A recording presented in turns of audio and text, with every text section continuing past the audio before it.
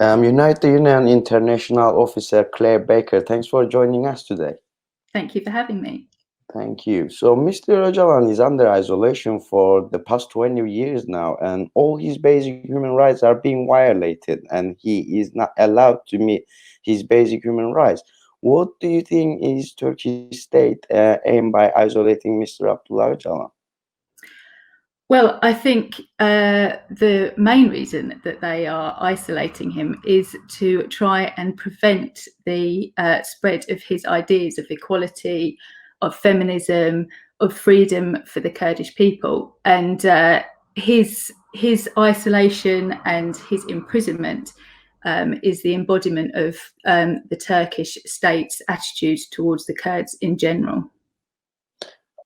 Also, how can the Kurdish freedom movement deal with the prejudice that surrounds being labeled as a terrorist organization? Well, I think if they get further involved with, for example, the trade union movement, like which I belong to, and which the Freedom for Ocalan campaign that I'm part of. If they get further involved in that and they spread their ideas of peace, of equality, of freedom, people will start to understand that actually the press coverage and the prejudice that comes from Turkey about the Kurds is not actually true. People believe what they see in the papers, which mostly in the UK are right-wing papers. So there is that fear there, but the more that the Kurdish community can expand slightly out of the confines of that community and get their message into, for example, the trade union movement, the Labour Party movement, then I think that they'll get over that prejudice. Freedom for Ocalan campaign you talked about is growing. How long it's been you are involved? How did you involve to campaign? And how effective is that campaign as it is supported by the biggest unions in UK? Yes, it is. It's supported by 14, I think 15 actually now, trade unions in the UK, and obviously by the main federation, the TUC. I got involved quite early on. It was actually during the Battle of Kobani, when obviously the trade union movement, we'd always been aware of the Kurdish situation, and obviously we'd seen all the atrocities that had happened.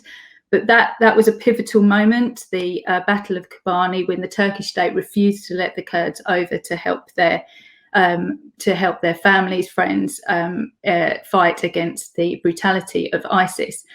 And from that, many people in the trade union movement woke up to who the Kurds were, the YPG, the YPJ, and obviously onto the teachings of Abdullah Ocalan.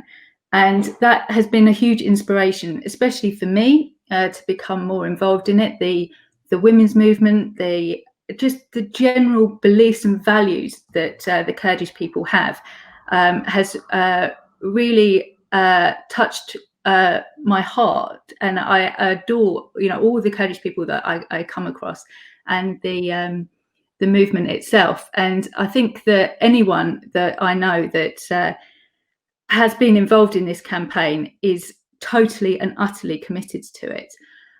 So it is growing. It's growing massively within the UK. Obviously, we've got the affiliates, the trade unions on board, but it's now getting down to the grassroots of those unions and teaching the union members about who Ocalan is, who the Kurds are, and the importance of his freedom to not just to the Kurds themselves, but to the whole region.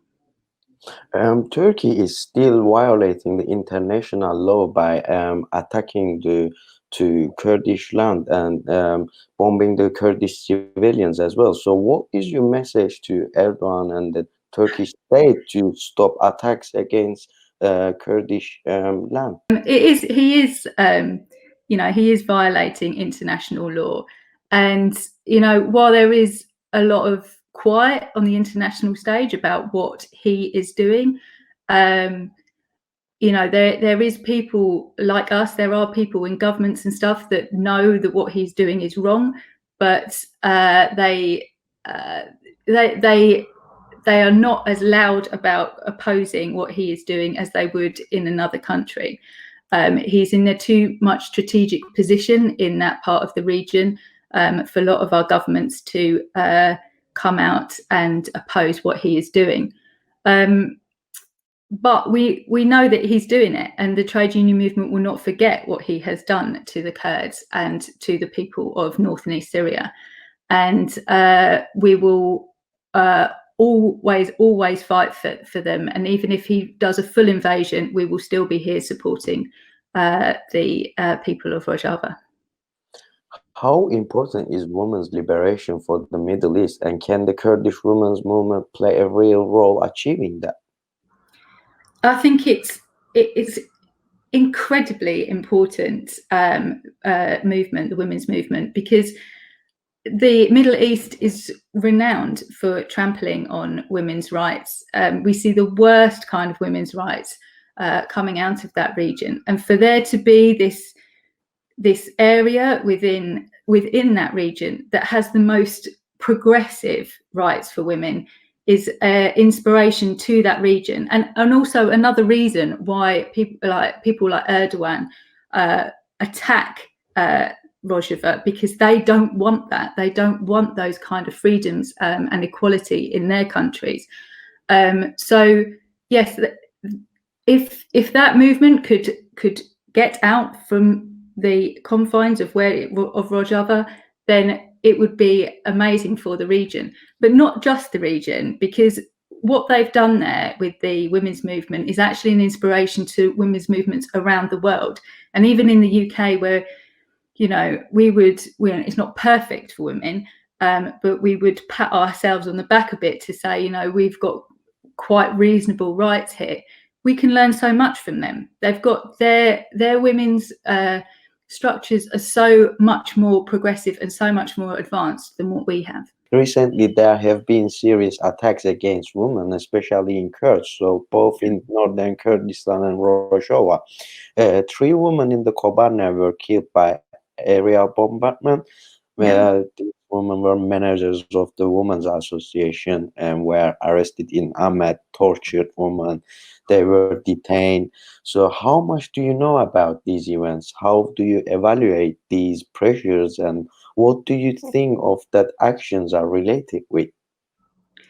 Well, you know, obviously we hear about these events happening from contacts with Rojava through, you know, social media, Twitter, etc. And we make sure that when stuff like that happens, that we inform all of the international trade union movement as far as we can to show solidarity with the women's movement. I think it's something that the whole international trade union women's movement should be working harder on and should be showing more solidarity, because these women have been fighting against the fascism of Turkey and all forces that are around them that will, if they come in and if they take over, they will subjugate them further. And they are fighting for genuine freedoms. And I think that, you know, we should show them a deeper solidarity and do what we can really to help them and to get the plight that they're facing into the public eye more. Turkey is on headlines again with many human rights violations. For example, the removal of the parliamentary membership of 2 HDP MPs. So how do you see Turkey? Can you say Turkey is a democratic country with all these violations? Can you see a fair and democratic state to all their citizens? Currently, it just seems to be descending into an authoritarian state rather than a democracy. To remove the protections from elected MPs, to arrest opposition MPs, to jail them, is not the sign of a democratic society whatsoever. And you know, you hear stories of through the COVID pandemic where they released people from prison in order to contain the, stop the spread of the pandemic, and so released criminals, but didn't release political or trade union detainees, which just shows you the level of which they're working and the fear that they have of these people. I have hope, though, that that the more democratic, progressive parties will eventually have more power within Turkey, because you're seeing in the election results that actually, Erdogan's party is losing support. And obviously, in reaction to that, he becomes more and more aggressive towards the Kurds, and more into invading north and east Syria. Clare Baker, UNITE UN International Officer, thanks for joining us. Thanks for sharing your ideas with us today. Thanks for supporting our channel. Thank you very much. Thank you.